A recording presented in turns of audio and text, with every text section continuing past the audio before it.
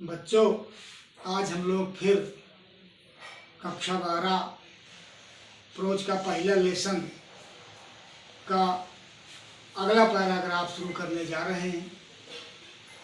अपनी अपनी किताबें खोल लीजिए और देखिए क्या है इसमें। The children selling baskets were sons and daughters of these refugees. The children selling baskets. Selling baskets टोकरी बेचने वाले चिल्ड्रन मीन्स बच्चे वर थे सन्स एंड डॉटर्स, पुत्र और पुत्रियां, ऑफ दीज रिफ्यूजीज, इन्हीं शरणार्थियों के ये बच्चे थे, इनके पुत्र और पुत्रियां जो बेच रहे थे टोकरी। कौन शरणार्थी? जो भारत आए थे पाकिस्तान छोड़ करके। 90 लाख लोगों ने पाकिस्तान छोड़ा था और भारत में वो आ गए थे। बहुत से उनमें तमाम बीच रास्ते में मर गए थे भूख के कारण। उन्हीं के बच्चे थे जो बचे थे और वही ये लोग टोकरी बेच रहे थे। दे आर देयर पेरेंट्स, वे और देयर पेरेंट्स अथवा उनके माता पिता, और रिलेटिव्स अथवा उनके संबंधी, उनके रिश्तेदार, had gathered in the cities. तो सिटीज माने शहरों में गैदर्ड हो गए थे, रुक गए थे, इकट्ठा हो गए थे, बस गए थे। वहां से चलने के बाद वे लोग उनके या उनके माता पिता या उनके रिश्तेदार कहीं न कहीं शहरों में एकत्र हो गए थे। Setting up stalls, stalls means छोटी छोटी दुकानें। सेटिंग अप माने लगा करके। मैन्युफैक्चरिंग बनाते थे, मैन्युफैक्चरिंग करते थे, बनाते थे क्या? सिंपल आर्टिकल्स, साधारण वस्तुएं अपने हाथ से बनाते थे, छोटी छोटी दुकान लगा लिए थे। Trying to make a living in markets, trying to make, कोशिश कर रहे थे, प्रयास कर रहे थे, टू मेक लिविंग, जीविका कमाने की, मेक ए लिविंग, जीविका कमाने का प्रयास कर रहे थे। इन मार्केट्स, बाजारों में अपनी साधारण छोटी छोटी चीज़ों को बना करके दुकानों में लगा करके और अपनी जीविका कमा रहे थे। और बाजार कैसी थी? ऑलरेडी ओवर क्राउडेड, पहले से ही ओवर क्राउडेड थी, माने बहुत भीड़ भाड़ वाली बाजारें थी। अर्थात उन बाजारों में जहाँ ये लोग अपना सामान बेच रहे थे, उनमें बहुत सामान बेचने वाली बहुत सी दुकानें थी, बहुत भरी हुई दुकानें थी, भीड़ भाड़ से बड़ा कंपटीशन था सामान बेचने में। ये बच्चे वो लोग थे।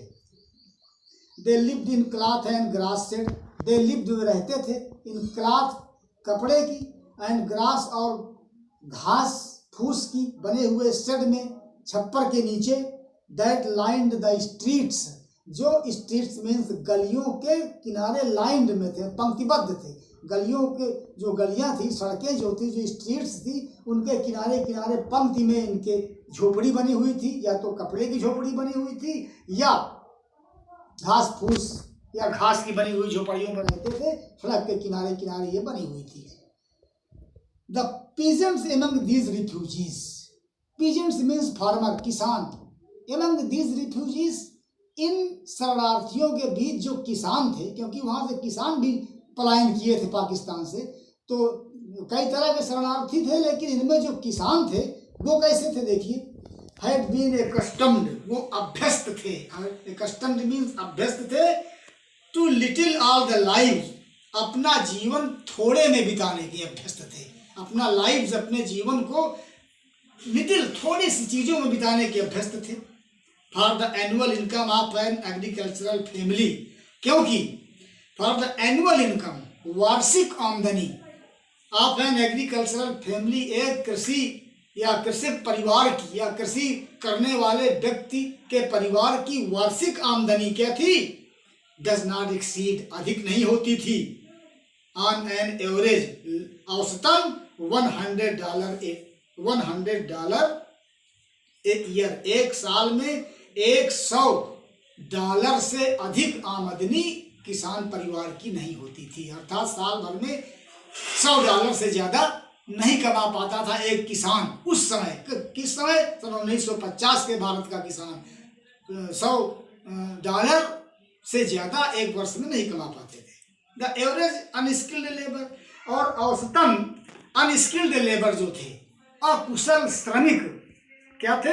मेक्स, वो पाते थे कमाते थे 30 सेंट 30 सेंट ए डे, दिन भर में 30 सेंट, और अथवा लेस देन $2 ए वीक, एक वीक में, एक सप्ताह में $2, $2 से लेस माने कम। ये इनकी कमाई थी। किनकी? अनस्किल्ड लेबरर की, अकुशल श्रमिक जो थे, इनकी आमदनी क्या थी? ये या तो एक दिन में 30 सेंट कमाते थे, अथवा एक सप्ताह में ये $2 से ज्यादा नहीं कमाते थे, $2 से कम ही कमाते थे। There is 1 meal a day, एक दिन में एक बार मील अर्थात भोजन करते थे, दिन में एक बार भोजन नहीं करते थे। कौन? अकुशल श्रमिक, अनस्किल्ड लेबरर। अब भोजन में खाते क्या थे? देखो आगे बता रहे हैं क्या क्या लेते थे। एन ओनियन, एक प्याज, ए पीस ऑफ ब्रेड, एक रोटी, ए बाउल ऑफ पल्स, एक कटोरी दाल, विद मिल्क, दूध सहित, perhaps a bit of goat cheese, और शायद थोड़ी से, ए बिट माने थोड़ी से, गोट चीज माने बकरी की पनीर भी ले लेते थे, पा जाते थे। नो टी, कोई चाय नहीं, नो कॉफी, कोई कॉफी नहीं, नो फैट, कोई तेल या घी, चिकनाई जो फैट होता है ये भी नहीं पाते थे। नो स्वीट, कोई मीठा भी नहीं पाते थे। नो मीट, और कोई मांस भी इनको खाने को नहीं मिलता था। ये इनका भोजन था जो दिन में एक बार करते थे। कौन? वही अनस्किल्ड जो लेबरर होते थे, अकुशल श्रमिक होते थे। रोटी एक, दाल एक कटोरी, थोड़ा से दूध, और कभी कभी इनको मिल जाती थी बकरी के दूध की पनीर मिल जाती थी, और इनको न तो चाय मिलती थी, न कॉफी मिलती थी, न घी या तेल मिलता था, न इनको मीठा मिलता था, और न कभी गोश्त पाते थे खाने के लिए।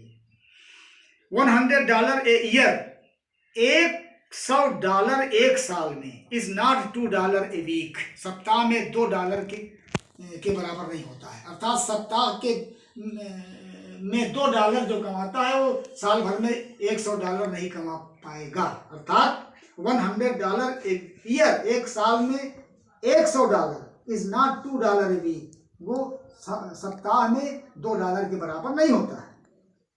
इट इवन, फिर भी, that small amount is hard to earn, इतनी स्मॉल अमाउंट, इतनी छोटी सी धनराशि, इज हार्ड, बड़ी कठिन थी, टू अर्न, कमाना, बाय सेलिंग बास्केट्स, टोकरी बेच करके इतनी छोटी धनराशि को कमाना भी उस समय बहुत कठिन था।